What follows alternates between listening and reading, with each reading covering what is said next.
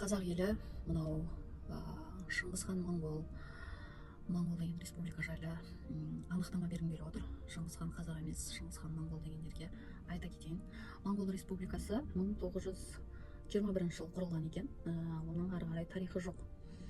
1921 жылы 12 ақпан, 24 жылы 12 ақпанда құрылған интернационалдық республика социалдық. Бұл Сталиннің көмегімен құрылған мемлекет. Бұл мемлекеттің тәуелсіздік референдумы 1945 жылы ғана болған екен.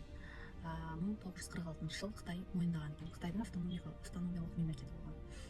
1990 жылы демократиялық сайлау болған екен. 1992 жылы ыдыраған. Бұның тарихына келетін болсақ, 1911 жылы Цин империясынан бөлініп шығып, өзінің тәуелсіздігін жариялаған теократиялық билеуші Бұғда хан басқарған 1911 жылдан 1921 жыл. 1921 жылдан кейін ол Сталиннің көмегімен өзінің автономиялық мемлекет деп жариялайды. Ал Моңғол империясына келетін болсақ, ол Моңғол емес, даже Моғол империясы деп айтылады. Скрин видеоларды сала кетемін Моңғол империясына байланысты. Моңғол империясы ол орта ғасырлар кезіндегі өте биік империя. Шыңғыс хан құрған империясы, оның құрамына біраз мемлекеттер кіреді. Моңғол государствосы деп жазылған тарихта. Моңғол империясының құрған әлемнің ең ірі империяларының бірі 1206 13 ғасырда 1365 жылы билік құрған.